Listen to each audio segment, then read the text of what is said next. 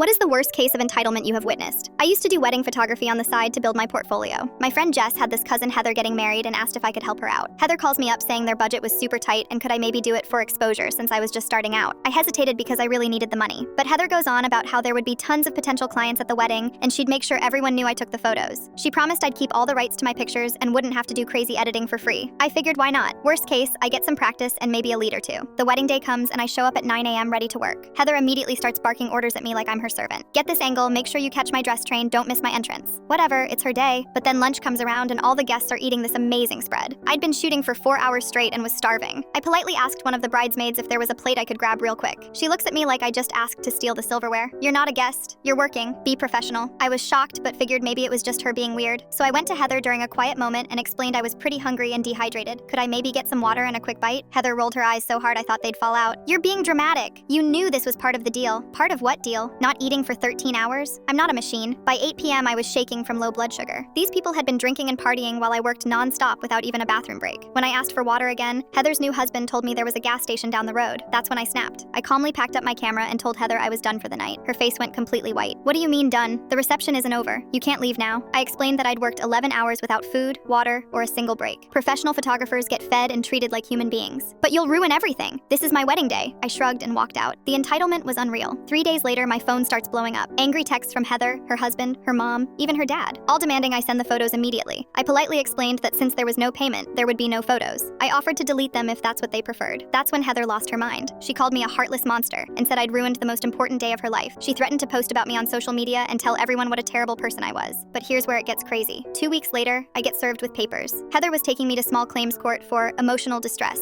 and the value of stolen memories. She wanted $3 grand. I showed up to court with screenshots of our text conversations where she confirmed this was unpaid work and just for exposure. I also brought photos of the timeline showing I worked 11 hours without food or water. The judge took one look at the evidence and dismissed her case immediately. He actually seemed annoyed that Heather had wasted the court's time.